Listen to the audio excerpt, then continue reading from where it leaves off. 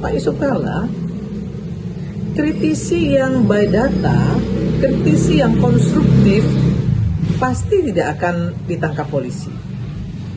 Karena polisi hanya akan melakukan fungsinya dalam penegakan hukum jika kritisi-kritisi yang dilakukan itu bermuatan sara. Jika kritisi yang katanya kritisi tersebut bukan kritisi, tetapi ujaran kebencian. Bukan kritisi. Kenapa? Karena dia adalah hoax, sara, dan fitnah. Itu yang kemudian ditegakkan oleh aparat hukum. Aparat hukum tidak akan bertindak jika tidak melanggar undang-undang itu sendiri dalam melakukan kritisi. Tagar Institut Jurnalisme dan Riset.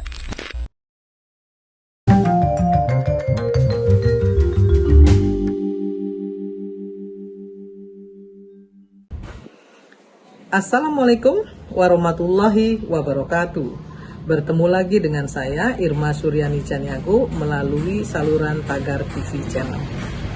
Pemirsa Tagar TV Channel di seluruh Indonesia, tidak henti-hentinya saya selalu mengingatkan agar kita tetap patuh terhadap protokol kesehatan dengan menjaga jarak, memakai masker, dan mencuci tangan.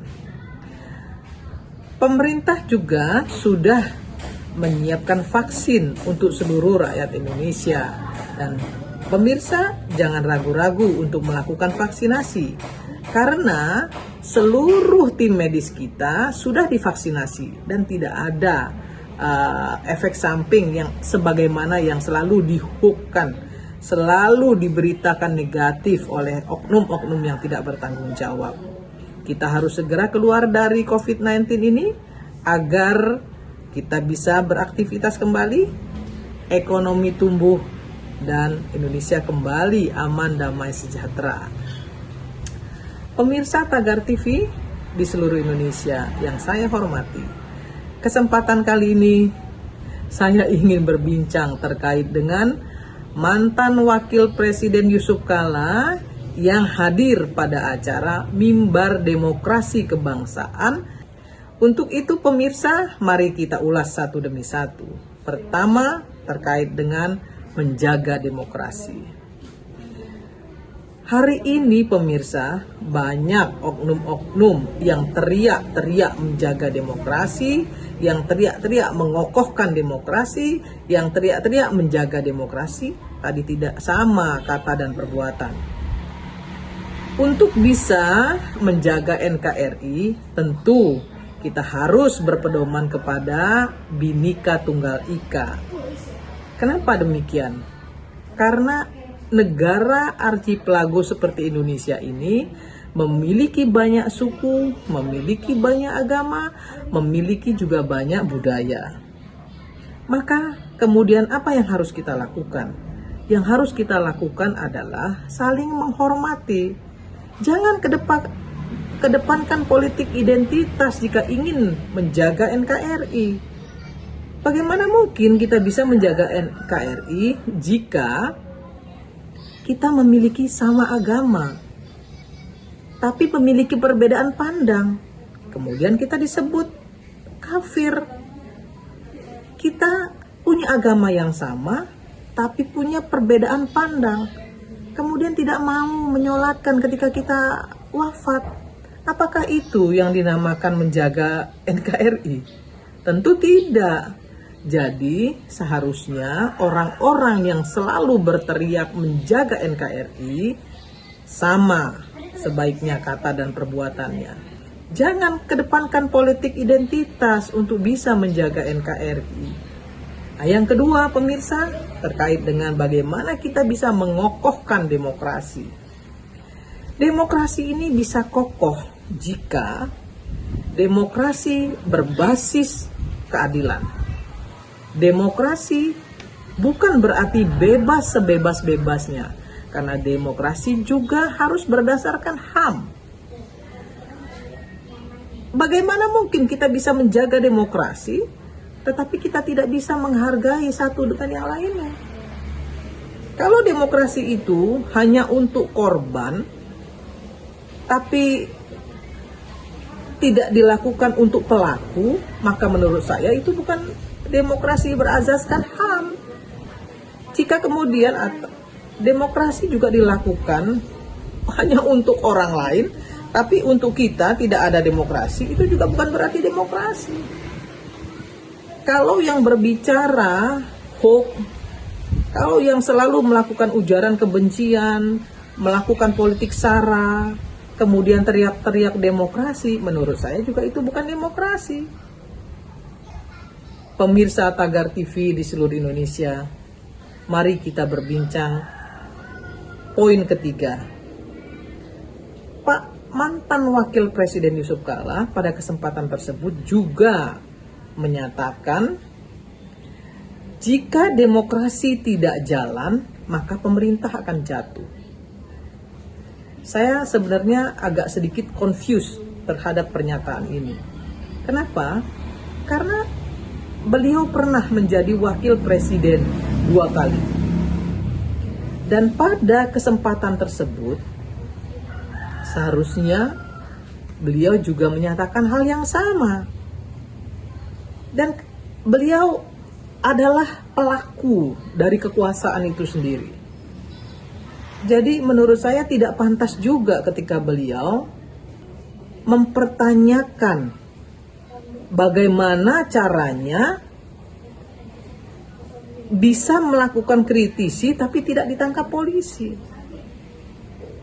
Saya yakin apa yang beliau sampaikan ini terkait dengan pernyataan Presiden tentang permintaan agar rakyat lebih banyak lagi melakukan kritisi kepada pemerintah.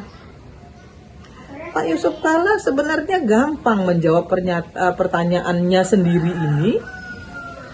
Tidak perlu lagi dilontarkan kepada publik, bahkan beliau bisa memberikan solusi, bisa memberikan jawaban kepada terhadap pertanyaannya sendiri kepada masyarakat Indonesia. Pak Yusuf Kala, kritisi yang by data, kritisi yang konstruktif pasti tidak akan ditangkap polisi. Karena polisi hanya akan melakukan fungsinya dalam penegakan hukum jika kritisi-kritisi yang dilakukan itu bermuatan sara. Jika kritisi yang katanya kritisi tersebut bukan kritisi tetapi ujaran kebencian, bukan kritisi. Kenapa? Karena dia adalah hoax, sara, dan fitnah.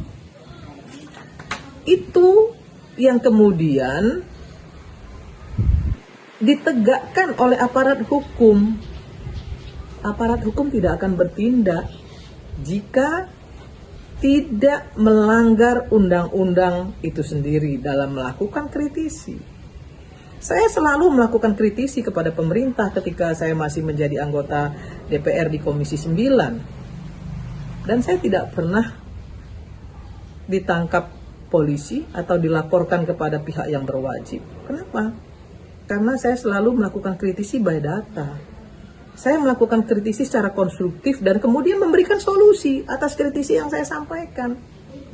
Sehingga saya memiliki rasa, memiliki kewajiban kepada pemerintah untuk bisa memberikan masukan. Jadi sifatnya memberikan masukan secara konstruktif, itu namanya kritisi.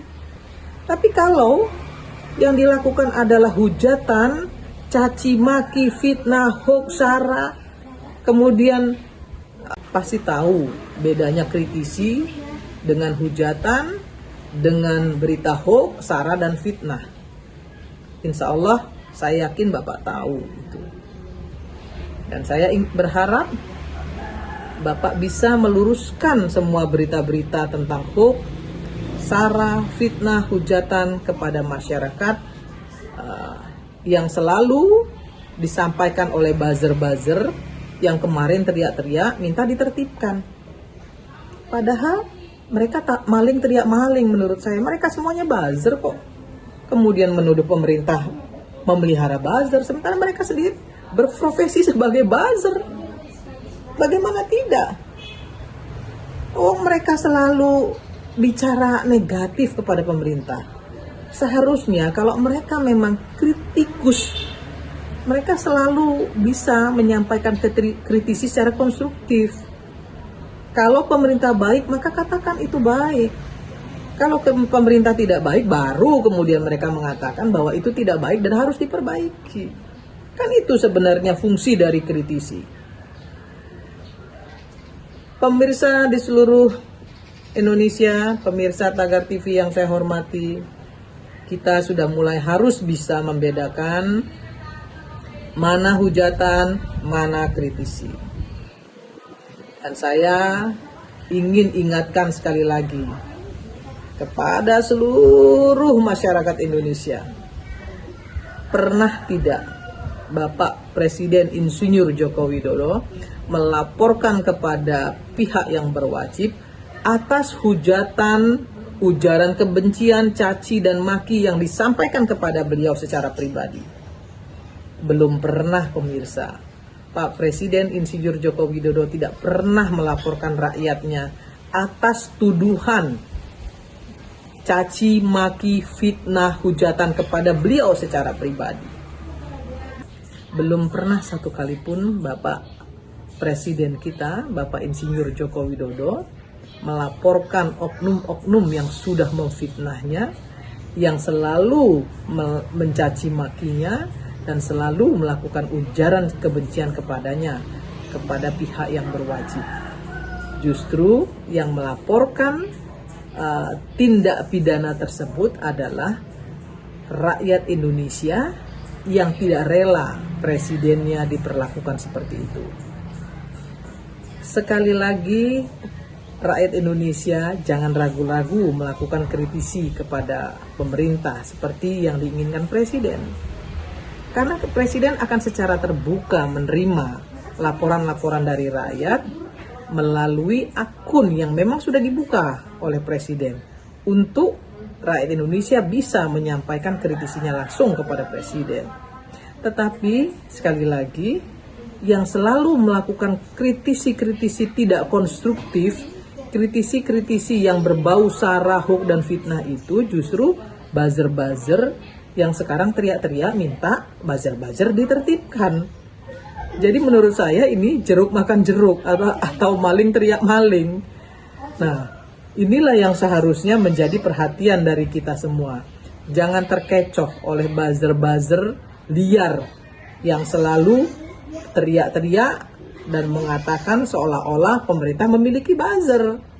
Nah, sekali lagi pemirsa, hati-hati dengan orang yang selalu tidak bicara satu kata dan perbuatan, tidak bicara atas nama kecintaannya kepada Indonesia dengan melakukan kritisi-kritisi konstruktif. Salam Indonesia, salam kebajikan. Dan insya Allah saya yakin, sekali lagi sebagai penutup, saya yakin seyakin-yakinnya Bapak mantan Wakil Presiden Yusuf Kala bisa memberikan solusi konstruktif kepada seluruh rakyat Indonesia bagaimana caranya agar bisa melakukan kritisi tapi tidak ditangkap oleh polisi. Maka sekali lagi mari kita sama-sama mendukung pemerintah secara konstruktif. Kritisi pemerintah jika salah dan pujilah pemerintah jika benar. Salam Indonesia, salam Tagar TV.